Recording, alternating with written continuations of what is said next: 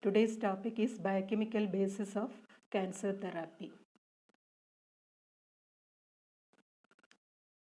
Surgery, chemotherapy, radiation, hormonal therapy and targeted therapy including immunotherapy are the main methods of cancer therapy.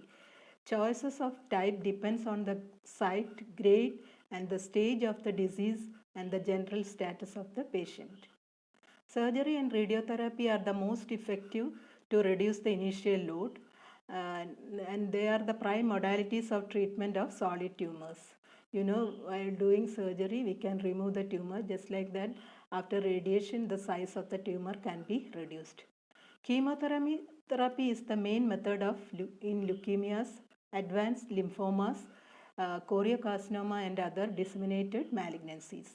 Effectiveness of cytotoxic drugs is directly proportional to the doubling time of the tumor and is inversely related to the number of cancer cells. Now, what are the biochemical bases of radiotherapy? Radiation causes ionization and excitation of atoms and molecules. It extends the action through generations of single and double-stranded breaks in DNA. This will induce apoptosis of cells through production of free radicals which damage the proteins and membranes. So by producing free radicals, they induce apoptosis of the cancer cells. Now, what are the biochemical bases of chemotherapy? Cytotoxic chemotherapy is the main mode of drug treatment. Drugs act not only on cancer cells but also on the normal cells as bone marrow, skin, gastrointestinal tract mucosa, as it affects all the cells in the dividing phase. You might have noticed those patients on treatment with chemotherapy or radiation may develop some sores on some disturbances in the gastrointestinal mucosa, that is ulcers, or sometimes they find difficulty in swallowing, etc. And also there may be anemic. They act by promoting apoptosis and necrosis. It reduces a constant percentage but not a constant number of cells. It acts by reducing the percentage of the cancer cell, not by the number of the cancer cells. It is difficult to eradicate the residual cancer cells by the chemotherapy. Classification of anti-cancer agents. Major classes are cytotoxic drugs, targeted drugs and hormonal drugs. Now, classification of cytotoxic drugs. There are so many types of cytotoxic drugs. First one is the alkylating agents, and the second platinum coordination complex, that is cisplatin, carboplatin and oxaliplatin. Third variety is the antimetabolites that you have studied in detail.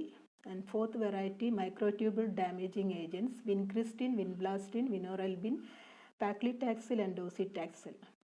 Then fifth and sixth varieties are topoisomerase enzyme inhibitors, that is etoposide, topotecan, irinotecan. Then there are antibiotics which are used as the cytotoxic drugs. Examples are actinomycin D, doxorubicin, danorubicin, epirubicin, bleomycin and mitomycin C.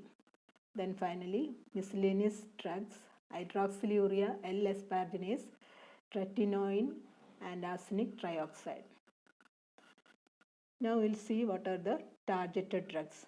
They are again grouped into 5. First one is tyrosine protein kinase inhibitor, example imatinib, nilotinib. Then second variety is epidermal growth factor receptor inhibitor, gefitinib and erlotinib. Then angiogenesis inhibitors or anti-angiogenesis drugs, bevacizumab. Then fourth one is proteasome inhibitor, bortezomib. Then fifth one is the unarmed monoclonal antibody, rituximab, trastuzumab. Now we'll pass on to the chemotherapeutic drugs. They are classified according to their mode of action.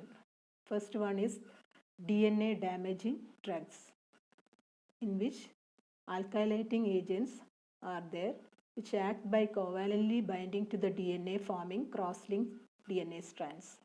Cross-links interfere DNA synthesis, causing strand breaks. Examples: cyclophosphamide, busulfan, and chlorambucil. So the first variety is the DNA damaging drugs, of which alkylating agents are the cyclophosphamide, busulfan, and chlorambucil. Then the second variety is the platinum compound. They are non-alkylating agent, causes interstrand crosslinks of DNA. Examples: cisplatin, carboplatin, and oxaliplatin.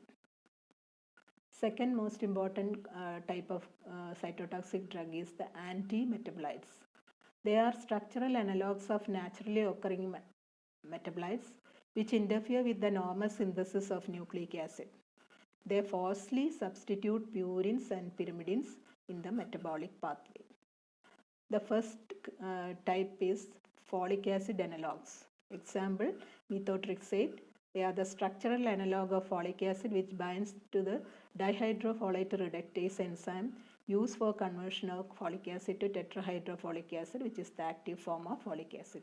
So they prevents the formation of purines and pyrimidines, that is C2C8 of the purines and C5-methyl group of the thymidine.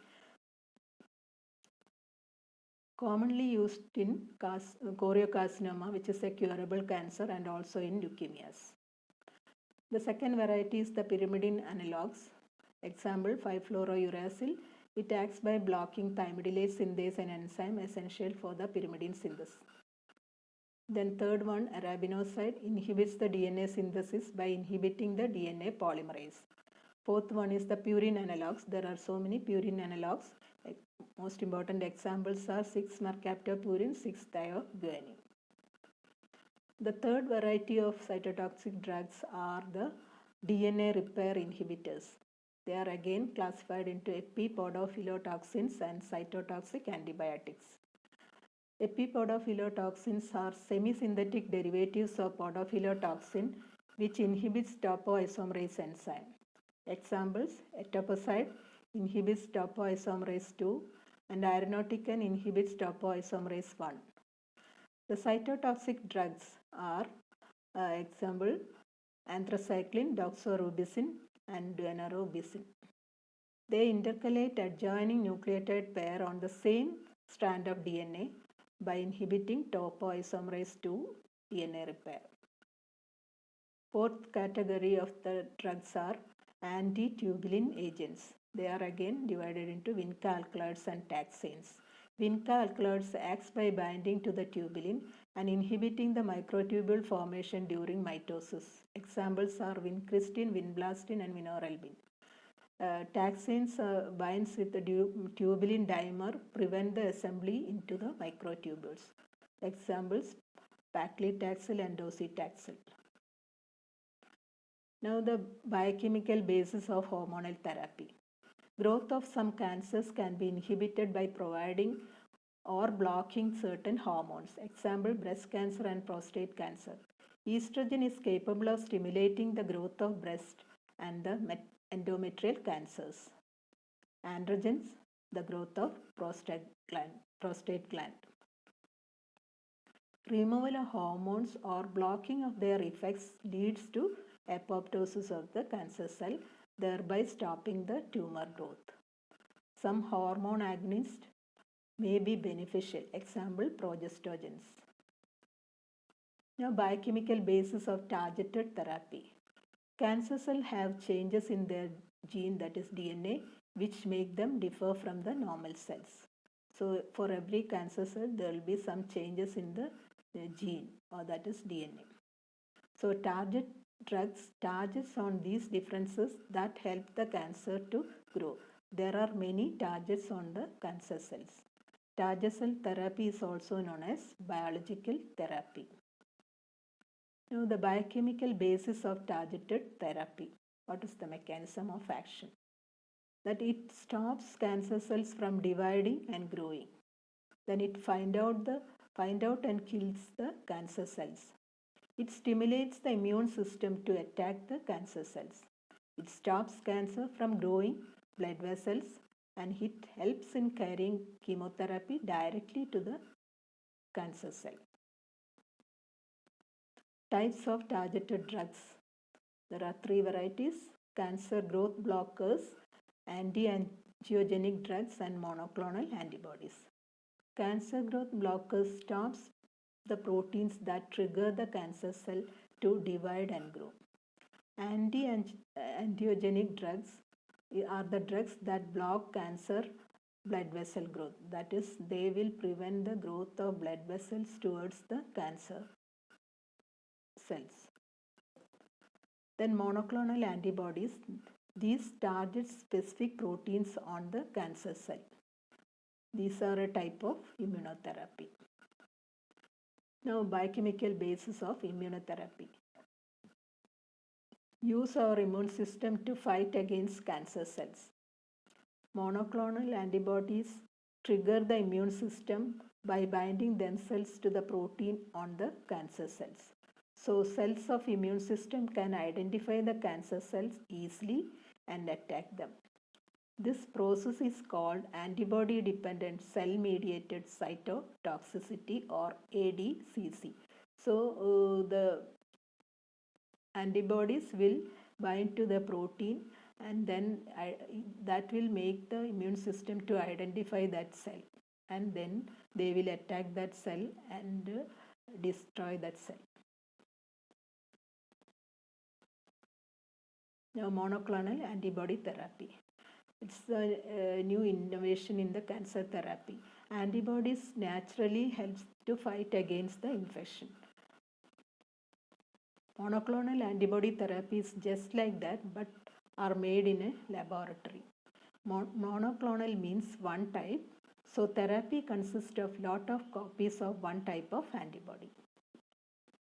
Now, what are the mechanism of action of monoclonal antibody? That is, antibody marks the cancer cell and makes it easier for the immune system to identify and attack. Example, rituximab attaches to the CD20 found only on the B cells. Second method is by blocking the growth receptors. Monoclonal antibody block the growth receptors and prevent their signals of growth. So it will bind to the this cancer cell contains plenty of growth receptors on the cell surface, and effects of monoclonal antibody. There are various mechanisms by which the monoclonal antibodies acts. One is the antibody marks the cancer cell and make it easier for the immune system to identify and attack.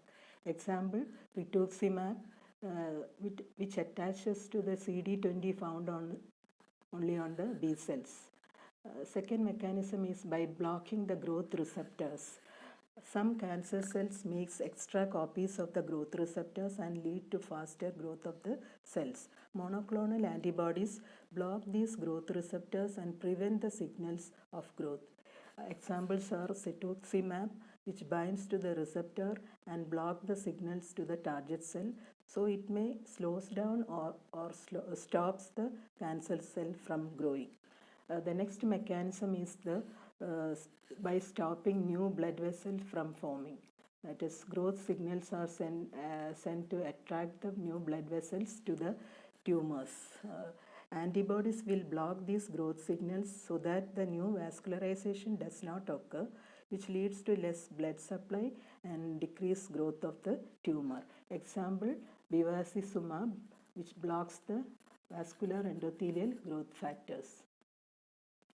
Now we'll see what are the types of monoclonal antibodies used as anti-cancer agents. Rituximab acts on the target cell CD20 on the B cell, and it is used for the cancer non-Hodgkin's lymphoma, chronic lymphoid leukemia, and the B cell leukemia. Trastuzumab or Herceptin targeted on the HER2 receptors, and it is used for the breast cancer. Then bevacizumab acts on the vascular endothelial growth factor, and it is used against the cancer, colorectal cancer, solid tumors of the kidney, and breast cancer. Then alemtuzumab, which acts on the CD52 on the B cell, and it is used for the treatment of chronic lymphoid leukemia. Cetuximab targets on KRAS, and it is used for the treatment of colorectal cancer and cancer of head and neck.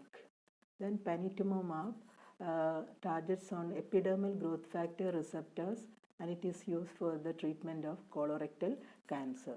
Imatinib targets on tyrosine kinase, and it is used for the treatment of chronic myeloid leukemia. Cytokines. They are a group of proteins in the body that play an important part in enhancing immune system. Important one is in our body is the interferon and interleukin. The man-made version of these are produced in recombinant DNA technology, and these recombinant proteins are used for treating cancers. By this we finish the topic biochemical basis of cancer therapy. Thank you.